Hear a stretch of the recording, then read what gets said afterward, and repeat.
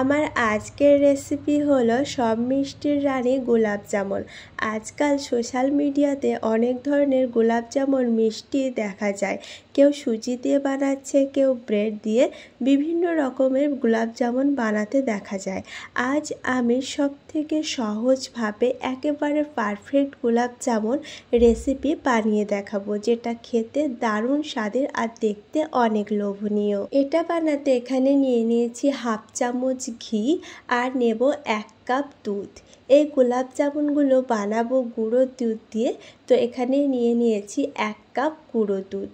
Milk powder খুব ভালো মতো দুধের সাথে গুঁড়ো দুধটাকে মিক্স করে দেব।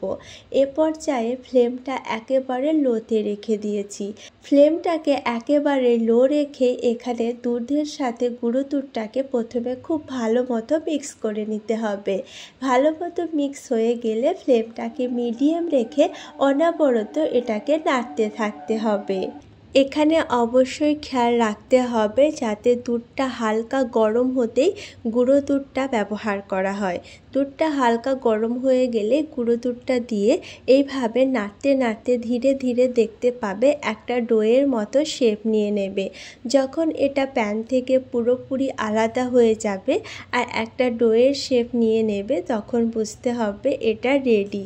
গুঁড়ো দিয়ে তৈরি এই গোলাপ জামুনগুলো খেতে দারুণ হয় আর খুব সহজেই অল্প সময়ে এই গোলাপ জামুন বানিয়ে নেওয়া যায়। এখন একটা ডোয়ের শেপ নিয়ে নিয়েছে, এটাকে ঠান্ডা হওয়ার জন্য সাইডে রেখে দিচ্ছি। এখন একটা চিনি শিরা বানিয়ে নেব, যার জন্য এখানে আমি 1 কাপ চিনি আর 2 কাপ জল ব্যবহার করব। যেহেতু চিনির যে শিরাটা হবে সেটা পাতলা হবে, তাই 1 কাপ চিনির সাথে 2 কাপ জল ব্যবহার করেছি। ফ্লেভারের জন্য এখানে দিয়ে দিচ্ছি এলাচ আর তার সাথে কালারের জন্য সামান্য জাফরান। এখন এটা নেড়ে চেড়ে বলক আসা পর্যন্ত এইভাবে নাড়তে থাকবো। চিনির শিরাটাকে খুব গাঢ় করার প্রয়োজন নেই। বলক চলে আসলে খুব ভালো মতো 2 মিনিট জাল করে নিলেই চিনির শিরাটা রেডি। এটা সাইডে রেখে দেব। মিল্ক পাউডার স্টাফিংয়ের সাথে এখন 1 চামচ ময়দা আর তার সাথে সাথে হাফ চামচ বেকিং সোডা দিয়েছি আর খুব ভালো মতো মথে নিচ্ছি। একটা ডো বানিয়ে নিতে হবে, খুব ভালো মতো মথে নিতে হবে যাতে যে বলসগুলো বানাবো একদম ক্র্যাশ থাকবে না। আর এই মিল্ক পাউডারের ডোটাকে অবশ্যই পুরোপুরি ঠান্ডা হতে দিতে হবে, তাহলে গোলাপ জামুনগুলো বাইরের যে স্কিনটা একেবারে স্মুথ হবে, কোনো রকম ফাটল থাকবে না আর দেখতেও খুব সুন্দর লাগবে।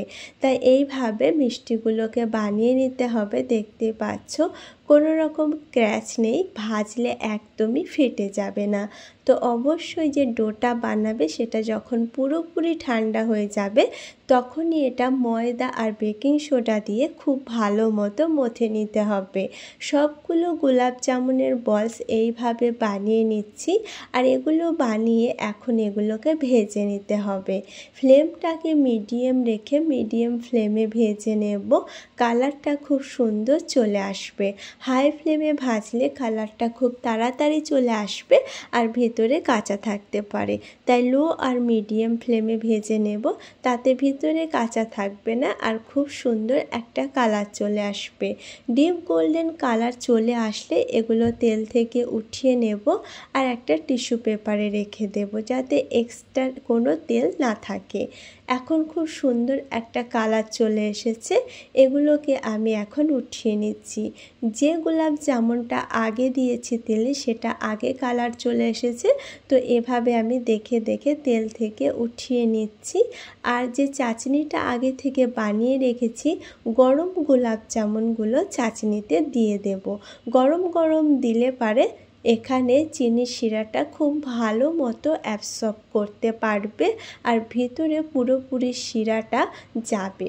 যদি চিনির শিরাটা খুব ঠান্ডা হয়ে যায়, সেক্ষেত্রে চিনির শিরাটা হালকা একটু গরম করে নেবে, তাহলে আরও বেশি ভালো হয়। তো এখন এগুলোকে 3 থেকে 4 ঘন্টা এভাবেই রেখে দেব। 3-4 ঘন্টা পরে দেখবে চিনির শিরাটা পুরোপুরি গোলাপ জামুনের ভিতরে অ্যাবসর্ব হয়ে গেছে আর খেতেও তখন দারুণ স্বাদের হবে। মিল্ক পাউডার দিয়ে বানানো এই গোলাপ জামুন একেবারে সহজ রেসিপি, খেতে অনেক বেশি মজার হয় আর এই টিপসগুলো ফলো করলে গোলাপ জামুন একেবারে পারফেক্ট হবে। আজকের রেসিপি কোথাও ভালো লেগে থাকলে অবশ্যই আমার চ্যানেলকে সাবস্ক্রাইব করো।